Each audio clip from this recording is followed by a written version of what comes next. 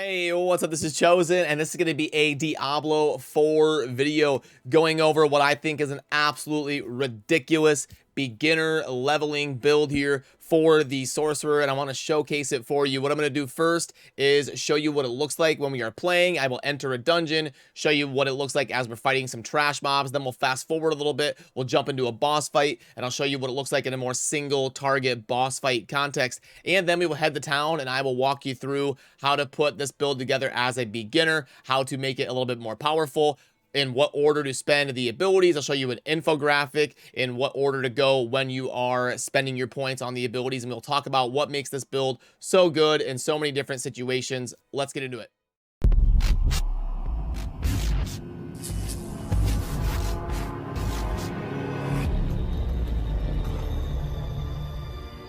Alrighty, so I'm going to dive into showing you this build in action, but right out the gate, what I want to do is show you the abilities that are involved and what order to spend your skill points. That way, if that's all you're looking for, there it is for you right away early in the video. Maybe throw a subscribe on the channel and a like on your way out to help the channel, but if that's all you want, there you go. You can have it right away. And now, if you want a more in-depth showcase and explanation of the build, that's what we're going to do right now.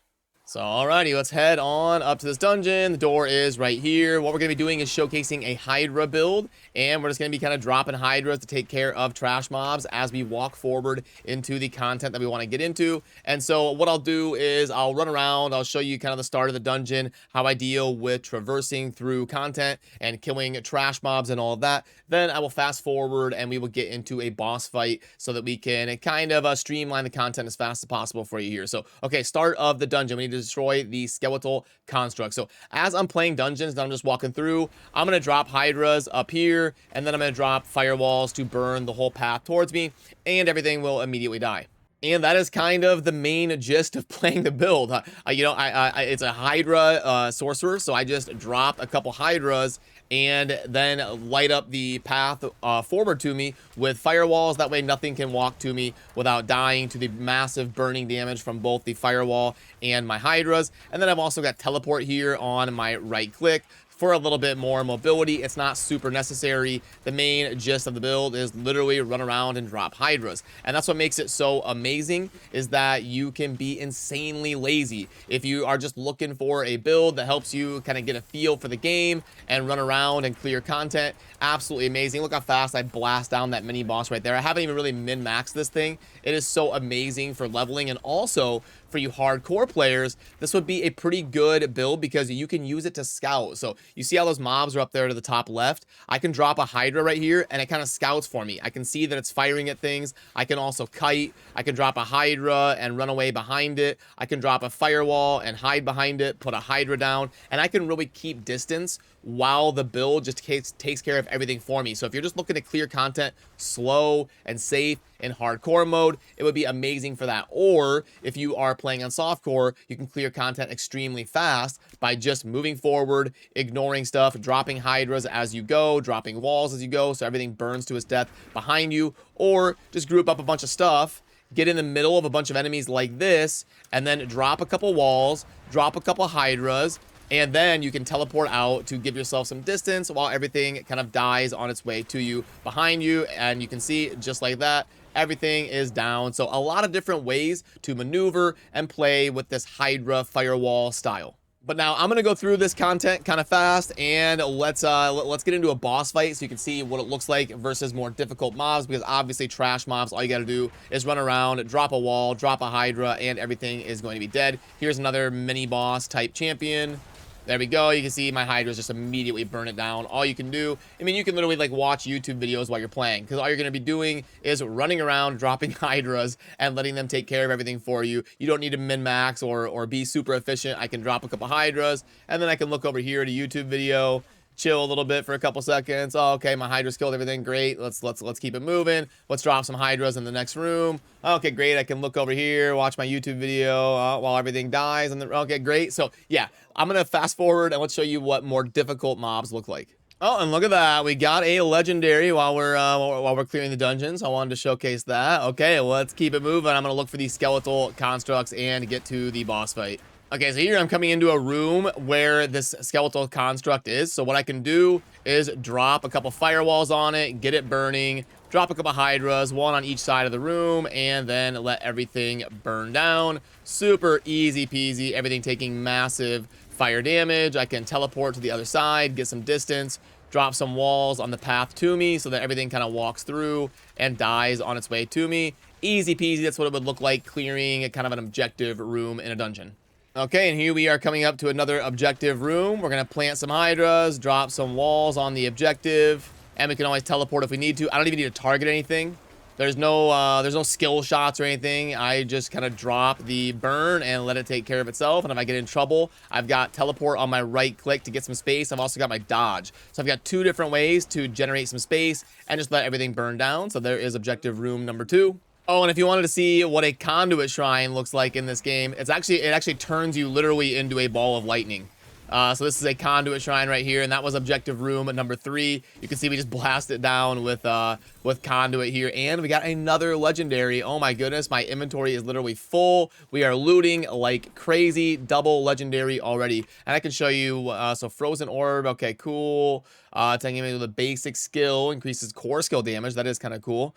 And then distance, slow, damage over time, pretty decent ring there. And then conjuration. Oh my goodness, it's plus to all conjuration skills and its movement speed. Hydra is a conjuration skill, and we got plus 3% fire damage over time. Oh my goodness, we may have just found an actual upgrade here while I was recording the video. Okay, so I went to town and cleared out, but we will take a look at that amulet here after the dungeon when we're discussing the build and all that, and see if that ended up being an upgrade or not. But I was full, so now we have cleared the dungeon per se. We've done the objectives. Let's head on into the boss fight and showcase that. Okay, here's the boss fight. So what we're gonna do is we're gonna kind of drop hydras, let them get the burns going, and then we're gonna drop a firewall. Kind of all around, cover the path when he's on us. See how I dodged out of the way there? I also have a teleport for a second dodge. And we just let the hydras and the firewalls kind of do everything. We keep our distance. Stay out of the way. Drop hydras, firewalls in our path so that he burns if he comes towards us. Boom, he is burning like crazy. And bang, that is a boss fight compared to trash mobs. You just kind of run around, stay safe. I have 2 different dodges with the way that I play this. I've got both of the normal spacebar one, and then I also have a teleport. So you've got one every few seconds. As long as you're playing pretty safe, playing pretty normal, keeping distance, letting your burns proc, you really shouldn't have a problem with any sort of boss fight or elite fight or any bunch of trash mobs on you or anything really ever. Okay, so let's head back to town, and that is what a dungeon clear looked like in this build. First things first, let's check out this amulet. We're going to hold shift to compare. So we've got the one equipped there on the left, and then our new one over there on the right. So attacking with a basic skill will increase core damage. When hit while healthy, magic bubble, I don't really care about the legendary effect. I get more resistance with the new one. It's got a lot more item power up top. It's got more movement speed. So I get more fire damage over time. I get more. It's literally just a flat upgrade. Because I lose the little bit of mana cost reduction, but mana's not really a problem in this build, and I lose the legendary power, but I don't really care about that legendary power. Especially, I hate the legendary powers that have internal cooldowns. You see that can only occur once every 90 seconds. I really dislike powers like that. I want things that are consistent and permanent and passive value, so I don't really care about that legendary power. Anyway, I'm sure some of them are impactful. I will rank them all at some point in a video, but that's just like an overall sentiment in gaming. I really don't like the internal cooldowns. And then I lose the socket, which is a 100 armor. With the 100 armor is nice, but it's really not gonna make or break. I would much rather get the extra conjuration skill. Because if I pop up the abilities tab, you can see that the Hydra is a conjuration pyromancy skill. It shows you up top a breakdown of the categories that this ability is categorized in. So it's conjuration and pyromancy. So if I have an amulet that's +1 to all conjuration, obviously that is huge. And when I equip that, my Hydra damage should go from 262 to 320 to 281 to 343. So let's go ahead and equip that.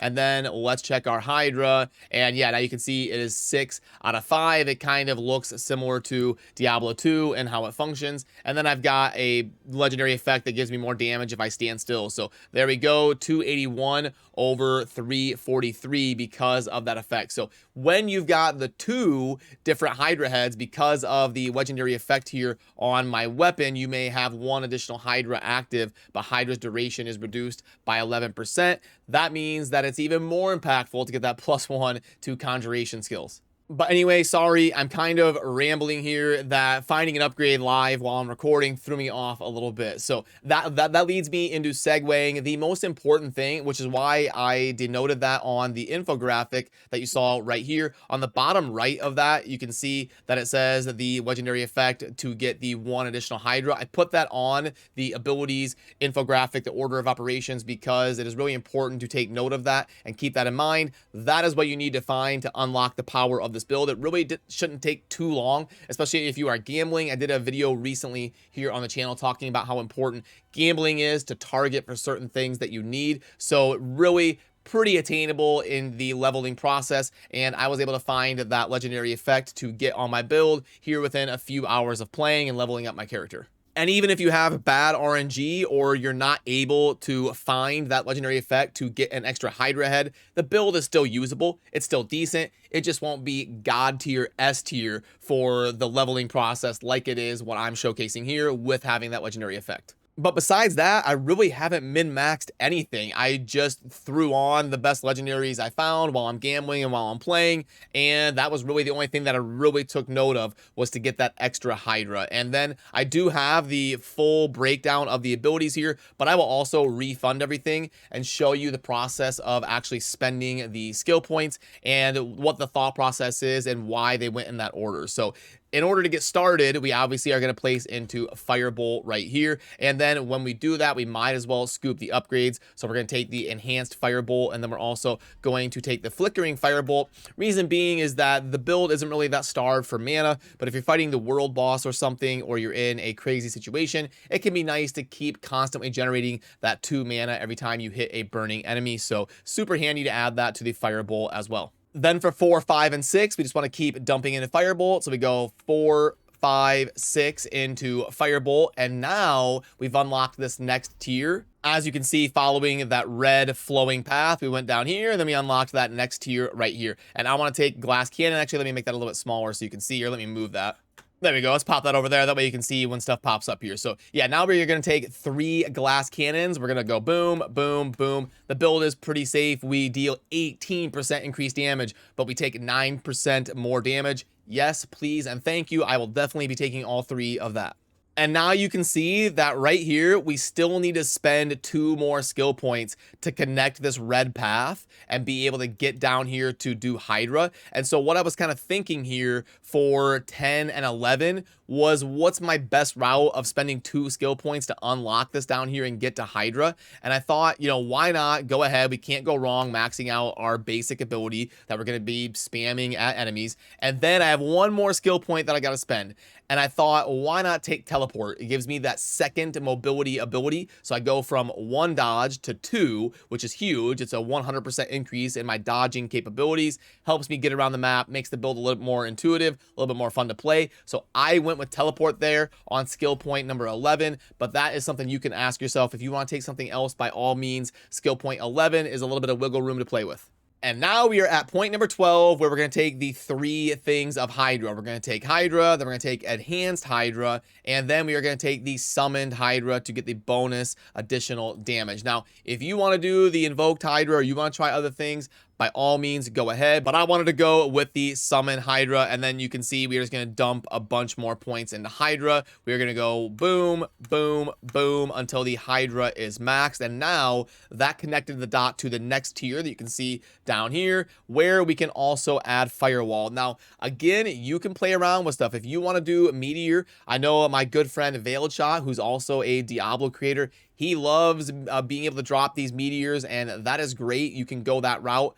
I like to be able to just kind of drop a firewall in my path or surround bosses with firewalls. And also firewall is ridiculously amazing against the world boss. I can completely carry fights of the world boss because the firewall is also a little bit less of a skill shot. I don't really need to aim it or anything. I don't need to drop it and like lead my target or anything. I can literally just drop a firewall and whatever comes into there is going to be burning. So I like to go the firewall route, but totally if you want to try something else, go ahead. That's why we are going to be going with firewall and then enhanced firewall and then go with the mage's firewall, because that will give us the enemies continue burning for 3 seconds after leaving firewall, which that can be huge. I did try the gain increased mana regeneration per active firewall. I think if you did a different variation of this where you were like spamming fireballs or something, spamming meteors, it might make more sense to go with the mana regeneration firewall, but I like to go with the mage's firewall based on how I'm kind of playing it, relying on staying super safe,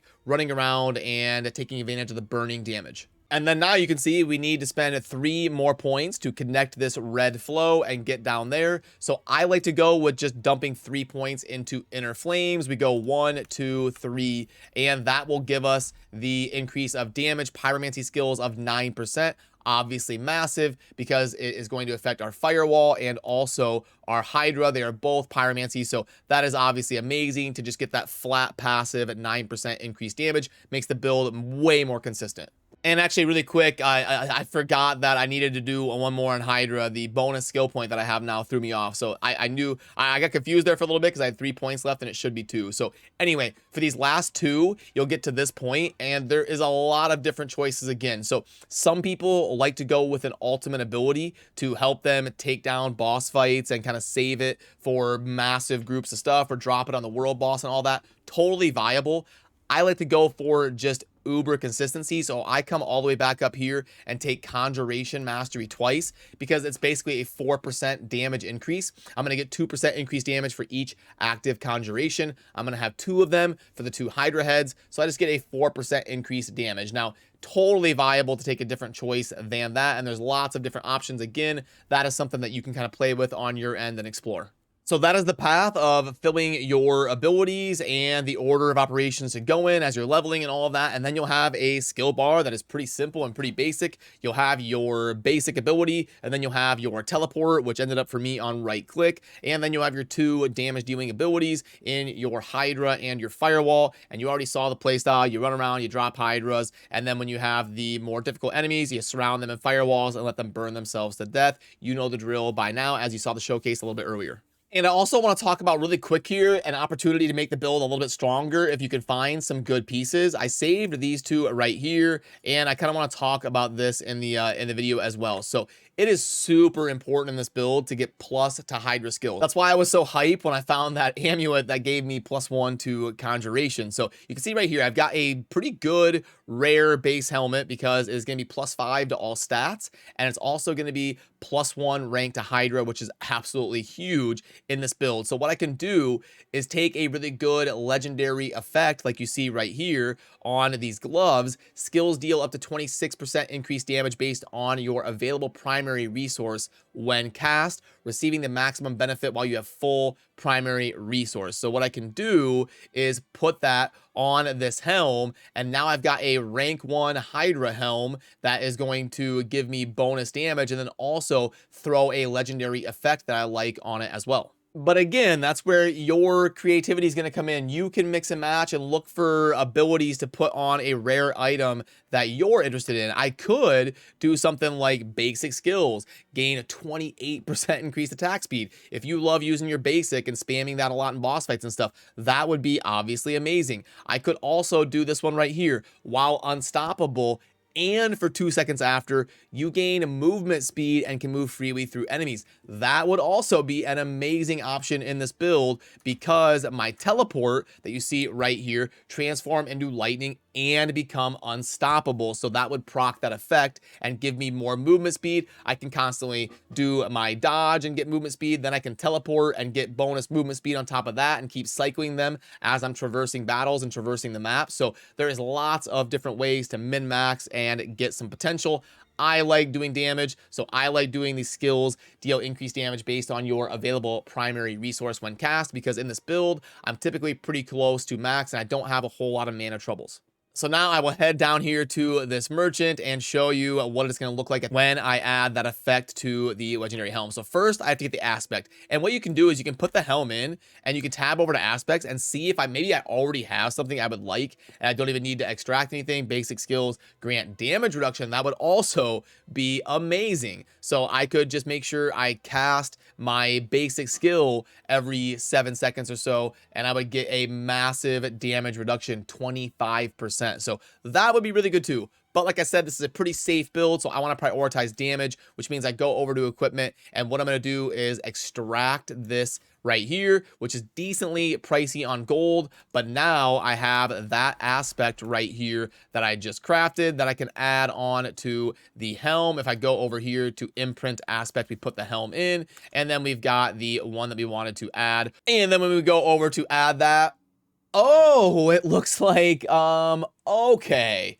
Oh, okay, so it's gloves, amulet, or ring, but you actually can't do that one on a helm. So, okay, scratch that. We are going to go with the one that I said was amazing. We are going to go with this one right here that is going to do the basic skills damage reduction. So let me go ahead and imprint that, and now I'm going to get this legendary helm that's +5 to all stats, gives me some cooldown reduction, and most importantly, a +1 rank to Hydra, while also giving me a ton of damage reduction as long as I cast my primary ability every 7.5 seconds. So boom, we are going to imprint that, and now we have got this legendary helm right here that will be a massive upgrade for me, giving me another boost to my Hydra. So let's go ahead and throw that one on. And then when we go under the abilities, you can see that now my Hydra is 7 out of 5. So it just became that much better. I'm going to be cranking out tons of damage when I'm taking down the world boss and trying to help my party and all of that, because the Hydras and the firewalls are amazing in the context of any sort of boss fight, just constantly surrounding it and that burning damage. And honestly, it's good that that came up live in the video, because, you know, we're all learning and diving into the beta here. So that is really important to take note of when you are min-maxing